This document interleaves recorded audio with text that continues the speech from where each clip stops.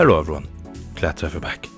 Today we are going to answer a question I have asked years ago, once and for all. What is the worst custom machine in F-Zero GX? I highly recommend you to watch the 2 previous videos on this topic to get up to speed, but here's a quick summary anyway. Between general knowledge, my testing and a bit of your help, we pretty much established that the Pro V2 is one of the top candidates when it comes to being the worst custom machine. But there's a catch. It isn't the worst everywhere. With 26 different tracks, it is pretty much impossible to have a single worst machine for each one, considering how varied some tracks can be. For example, I already showed you how the Pro V2 managed to easily beat the Staff Ghost, while many other machines really struggle to do so. So it may be bad here, but actually pretty good here. It's pretty obvious why we consider it a bad machine. It just doesn't want to turn, no matter what you do. Or does it? I spent a lot of time testing and eventually came to the surprising conclusion that the Pro V2, the machine that has gotten so much slack from us all, is actually somewhat usable on a select few tracks. And no, I don't mean you can use it to finish a race in 10 minutes. I mean it actually performs alright. You see, in my original testing, I put it up against the Blue Falcon on every single track to see which tracks it performs well on and on which it doesn't, but I eventually figured out how to control the Pro V2. We know it doesn't turn normally. It can't lose grip, and the only methods we used before were spamming side attacks or using the walls as guides. But by holding down either the L or R button and rapidly spamming the other one, you are actually able to somewhat steer the Pro V2. This single revelation completely messed up my original script, because at this point I was already at cylinder knot and now I had to redo everything up to here. Before we get into the results, can I just say that this has been absolutely horrible to do. I've done my fair share of snaking, so I'm used to these kind of inputs, but nevertheless this has been extremely straining on my hands to keep on spamming the L and R buttons, but I eventually persevered and here are the results. Like I expected, it's still bad on many tracks. With this new tech, I was able to improve my time on almost every track. While it still falls behind the Blue Falcon on most, on a few select tracks it actually managed to get around the same time as the Blue Falcon. There are still tracks like Slide where it is over 30 seconds slower, because while it can take some turns now, quick direction changes and long drawn out curves are still not possible. But anyway, after doing all that, let's take a closer look. Every race was done on 50% settings, not the usual 100, more on that later. I did not use any advanced tech, not even easy stuff like momentum throttling. Nothing, just the normal, no advanced tech, casual gameplay. Of the 26 available tracks, the Pro V2 managed to get a faster time than the Blue Falcon on 8 tracks. Twist Road, Split Over, Long Pipe, Intersection, Trident, Lateral Shift, Undulation and Sonic Over. At first glance, we can already see why that's the case. All these tracks play to the Pro V2's strengths, wide turns and long straights. It has to be said that on most of those, the Pro V2 only barely managed to beat the Blue Falcon though. On Twist Road and Sonic Over, it wasn't much faster, while on Trident, for example, it was a whole 18 seconds faster than the Blue Falcon, so it still really depends on the track how well it performs. On all other tracks, excluding one for reasons I will explain in a second, it was slower, sometimes by as little as 2 seconds and on others as much as 44 seconds. You have the close ones like Meteor Stream, Double Branches or Mobius Ring, where it's between 1 and 3 seconds, or the absolute extreme case of Spiral, where it's a whole 44 seconds slower than the Blue Falcon. I mentioned one exception, and that is Serial Gaps. This track, oh man, it generally gave me a headache. Why, you ask? Simple, the Pro V2 struggles to complete a single lap on here. The main problem is this turn. The combination of a turn that's too tight for the Pro V2 to take, plus a jump following right after, makes this nearly impossible. Using the trick I explained earlier doesn't get you far enough and you fall down. Slowing down and turning the Pro V2 at a standstill may seem like a bad idea, but its terrible acceleration means you can't do the jump and, you guessed it, you also fall down. Side attacks don't do much either. All 3 of my options are now pretty much useless. Throughout my testing, I have managed to do it once. In hundreds of attempts. I really don't know how. I can't imagine doing that 3 times in a single race, so for now I'm gonna call it almost impossible for the Air Emperor V2 because it's just that unbelievably inconsistent and difficult. But let's try and understand the Air Emperor V2 and try to figure out if this is the bottom or maybe we can go even lower. What I want to do first is figure out if the Air Emperor V2 is some sort of anomaly or if there are other machines like it. I went back and started to test every combination of A body, A boost and E grip. I then adjusted it a little to B boost or D grip to get some more results. For my testing, I chose multiplex. That track in particular because of this turn very early on. If a machine is able to easily get through it, I don't need to test it any further and I can move on to the next, saving quite a lot of time. I'm specifically looking for machines that struggle as much or even more as the Air Emperor V2 for now. After a lot of testing, the results are not really surprising. Most other combinations are very similar, like the Air Bruiser V2 for example, but there are also the ones that manage to be slightly better than the Air Emperor V2, like the Rave Tyrant C, or a machine I've mentioned a few times in the past, the Dread Sniper FX. Overall, these machines aren't really good. For that, you would have to change a lot. Like the Windy Base C, which shares the same AAE stat line, but because of it being a lot lighter and using very different parts, it actually performs quite well. Dare I say, somewhat good even. This just goes to show that there is a lot to be considered. But throughout this testing, one thing was for sure. If there is something worse than the Air Emperor V2, it is gonna be a machine that is very similar. Introducing the Slash Emperor V2. Using the Windy Shark cockpit instead of the Aerial Bullet, this machine is a whole 20 kilograms lighter than the Air Emperor V2, meaning it is a tiny bit slower. It also decelerates a bit faster after boosting, but it has slightly, and I mean really slightly better handling. But is it enough? Yes and no. Looking at the times, it managed to always be somewhere around the Air Emperor V2, usually a tiny bit slower with a few exceptions, those being Drift Highway, Aerodive, Cylinder Knot, Double Branches and Dragon Slope. On these 5 tracks, Slash Emperor V2 actually beat the Air Emperor V2. Double Branches in particular is quite an oddity with an almost 8-second lead, but even that isn't really enough because if we now add the Blue Falcon back into the mix, we see that the Slash Emperor V2 managed to be the fastest on only one track, which is Double Branches. On 15 tracks, it actually is the slowest of the 3. Despite being a little bit better than the Air Emperor V2 when it comes to handling, it's still terrible performance in turns, and the bad times we see here makes me want to say that this is actually a bit worse than the Air Emperor V2. That tiny handling improvement just isn't enough to justify using this machine. Okay, now that we know what kind of performance we can expect from these heavyweight, super grippy, non-turning machines relative to the Blue Falcon, we now gotta look for something different. Something I've already theorized in the past. A polar opposite of the Air or Slash Emperor V2. Lightweight, slow, weak booster, but good handling. Why? Because theoretically, that machine would be pretty bad on the tracks where the Air Emperor 2 was good, right? Well, let's find out, and for that I'm finally getting to something I've wanted to mention since the beginning of this video. This absolutely fantastic spreadsheet by Giselle, AKC12, Dark Eye and various other contributors. This sheet has pretty much all the exact stats for every machine, every part and every custom machine.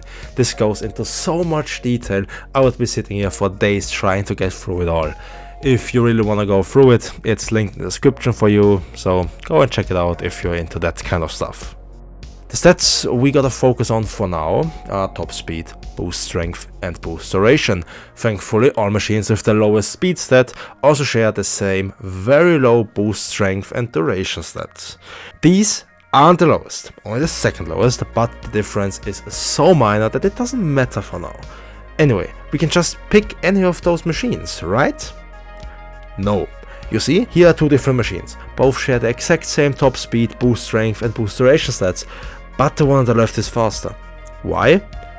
Great question. There is another very important stat to consider. weight. This machine is a lot heavier than this, about 3 times as much. It's not a lot faster, but it still is, and it can also decelerate a bit slower. So overall, a lighter machine will be better for what we are trying to achieve here. So let's take a look at this, the Quickshark X. A very unfortunate name for a machine that, at least to my knowledge, has the lowest top speed of all custom machines in F-Zero GX. Apart from that, it's really nothing special, so let's get it over with. Once again, a run through all 26 tracks. The Quickshark X is not good. Far from it, but despite it never being the fastest of the 3 machines so far, it managed to beat the Air / Emperor V2 on 12 tracks, which at first may seem impressive, until you consider that on the remaining 14 it has been the slowest out of the machines we tested so far. Even though you can easily complete every track, its low top speed, weak booster and quick deceleration really hold it back. The Quickshark X doesn't even come close to how terrible the others perform, but even being able to take turns just isn't enough when it's really slow on the straight parts. Speaking of slow machines, there is one more I want to mention because it came up during my testing and I'm pretty sure you're gonna mention it anyway, the Windy Dragon. The Windy Dragon is the lightest machine in the game, coming in at just 600 kilograms. Despite that low weight, it actually is a bit faster than the Quickshark X. That is because the Sunrise 140 has a higher max speed value than the Blaster X, which is just enough to make up for its much lower weight. Why am I mentioning this machine? Because for at least some tracks, it is a contender for the worst custom machine. I've not done full testing with this machine for reasons I will get to soon, but from the little bit I have done, I can tell you that it performs a bit worse than the Quickshark X on a select few tracks, due to a slightly lower boost strength and boost duration stat, which is especially noticeable on tracks like Split Over, where it was in fact a tiny bit slower. But then you look at something like Multiplex, where the Windy Dragon actually got a faster time. In addition, this machine is a lot more slippery and twitchy and therefore significantly hard to control, which only adds to it being bad. But this now creates a little problem. We can continue this thing of testing yet another machine and another and see if it performs worse than the ones we have seen so far. If we did this, we'd be here for literal years, and let's be real, nobody wants that. What I want to do instead is just go back to the very beginning and ask, what does it even mean to be the worst custom machine? This simple question seems easy to answer, but in a game as complicated as F-Zero GX, it really isn't. There are so many variables to consider. If we wanted to be really thorough, we'd have to test every machine on every track, on every possible setting, considering every piece of advanced tech there is, and we need to get optimized times for every single one. And that is simply not possible. The results you see on screen now are just 3 custom machines and a comparison on 50%. That is a tiny sample size, a fraction of what is out there. Once we add just one additional variable, we create a lot more to consider. One tiny change can benefit a random machine, while it hurts another immensely. But does that even matter for the question we are trying to answer? Do we really have to find the worst machine for every variable? Like, do we really need to know what the worst custom machine would be on ordeal on 73% while MTSing? To be completely honest, no. Look at the question this way. What is the worst custom machine in F-Zero GX, all things considered? And with that I mean all. Forget my arbitrary 50% or 100% only setting for just a moment. I want you to really think. If you could do anything the game allows you to do, what defines the worst machine? Don't focus on what the worst in a specific scenario would be. Focus on all of it at once. What is the worst overall custom machine in F-Zero GX? Believe it or not, I actually do have an answer for that. And after a lot of consideration, retesting, adding new variables, retesting again, and even rewriting large portions of this script, I'm proud to finally deliver an answer after over 3 years. The worst custom machine in F-Zero GX is not one, but 2 machines, depending on how you look at it. The 2 are the /Emperor V2 and the Quickshark X. To put it simply, both machines are pretty terrible in their own way. Even when you allow everything, neither machine really profits that much from anything. I'll begin with the Slash Emperor V2. Depending on the track, the best setting is either full acceleration or max speed with momentum throttling. While on max acceleration, the best you can do is the trick I already explained, and once you get to lap 2, you should try to keep your booster for sharp turns, because at higher speeds, this group of machine actually managed to lose grip while on max acceleration, but you still have to spam the L and R buttons anyway to really be able to take most turns, so the benefit is there, but it really isn't as big as you may think it is. On max speed, it manages to perform quite well, especially once you add momentum throttling into the mix.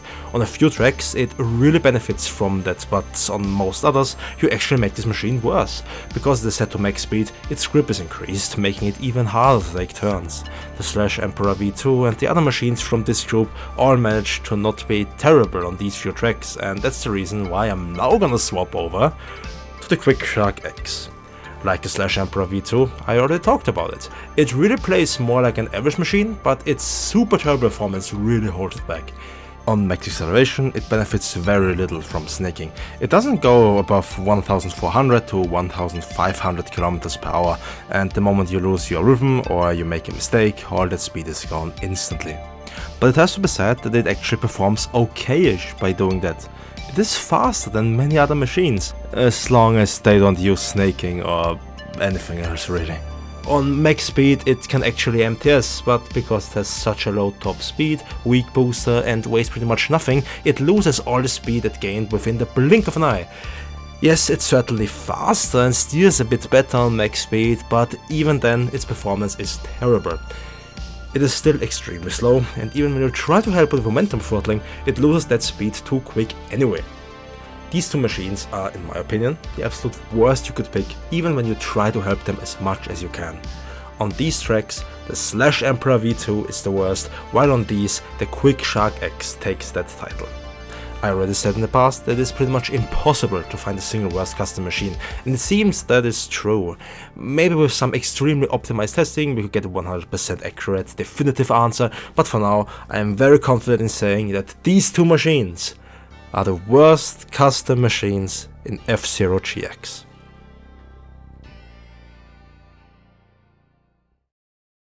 And that concludes this 3-year-long journey. I must admit, I'm not surprised at all. Even back then, I kinda already said that the Emperor V2 is one of the worst.